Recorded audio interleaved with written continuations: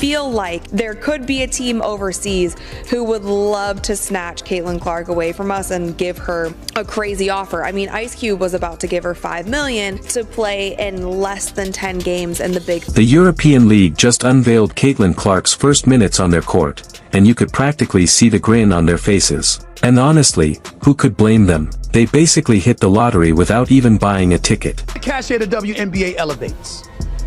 Remember, it could have been even better. You messed it up.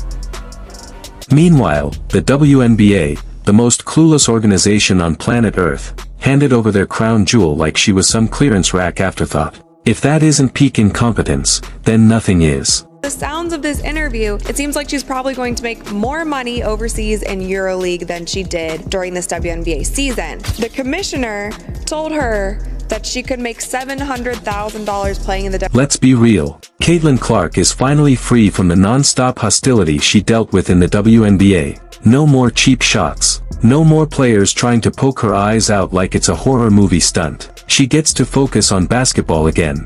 And while she's thriving overseas, the WNBA is sitting there looking completely stunned, wondering how they managed to fumble the biggest star they've ever had. Honestly, a EuroLeague game right now feels more legit than half of what the NBA puts out. Clark didn't just leave the WNBA, she escaped. And who could blame her? Europe rolled out the red carpet while the WNBA kept tripping over their own feet. WNBA through marketing this and that. I don't know what Kathy was talking about. Let's talk money, something the WNBA pretends doesn't exist. In her rookie season, Caitlin Clark pulled in barely $76,000 to $78,000. That's it. In Europe, she's getting a bag so big WNBA execs might start crying. We're talking hundreds of thousands more, plus free housing, transportation, tax support, and perks. The WNBA couldn't even manage a free bus pass. Europe is treating her like royalty. Highest paid player in the WNBA currently makes a little over $200,000. And now Kathy Engelbert and the WNBA brass are panicking because they know exactly what the league looks like without Clark. Spoiler,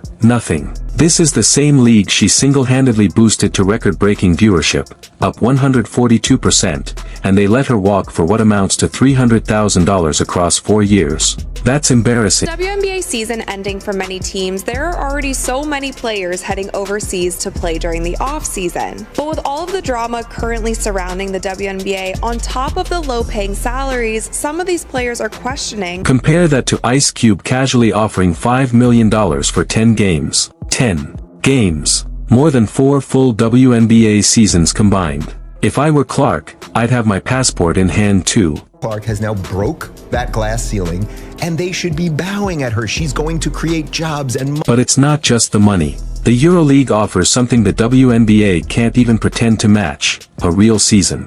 Europe plays from October to April, actual basketball, actual development, actual competition.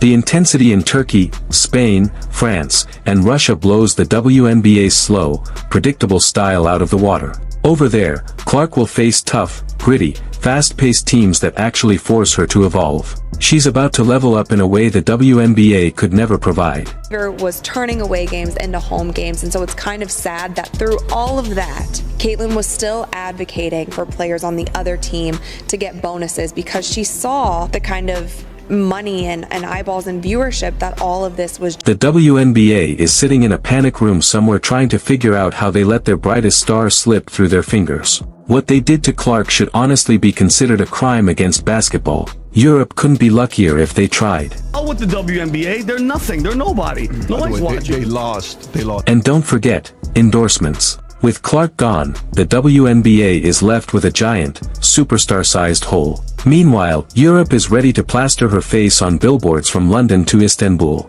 She's about to become a global icon while the WNBA sits on the sidelines reminiscing about what could have been. I understand she hadn't played in the league yet, but at least the popularity and the interest around. Now look at the talent Europe brings. Elite players from powerhouse nations like Spain, France, Turkey, and Russia. A high-level, strategic, physical brand of basketball. Sounds like a dream. Traveling around Europe, playing basketball. Like we went to Paris played in Paris for the EuroLeague. No slow pacing, no soft fouls, just real hoops. Clark is stepping into an environment that will sharpen every part of her game. A true masterclass is waiting for her across the ocean. Could be a world where more of these private-owned EuroLeague teams, I could see some of these teams going after some of our star players in the WNBA. And if the money makes sense, if the business aspect makes sense, we could lose more players to. And the history?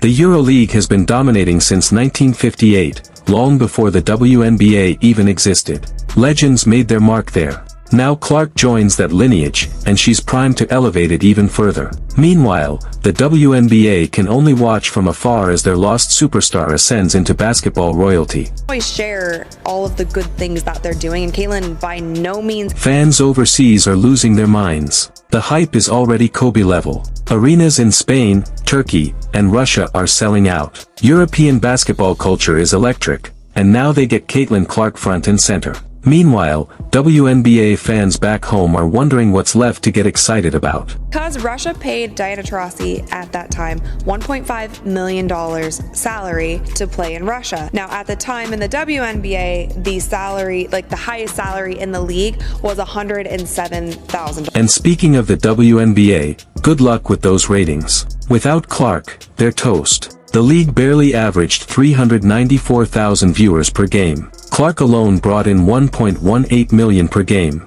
more than triple. People weren't watching for anyone else, they were watching for her. All of that, yet all of these eyeballs were coming to the league because of her. The Indiana Fever was turning away games. And when she wasn't on the court, the ratings collapsed. Aces versus Liberty, supposedly a marquee matchup, dropped nearly 50% without Clark. That's what happens when you lose the face of your league. Okay, they have the highest audience they've seen in 24 seasons in the WNBA games. Televised games with Caitlin Clark's Indiana Fever averaged 1.18 million viewers compared to 394,000 for all other games.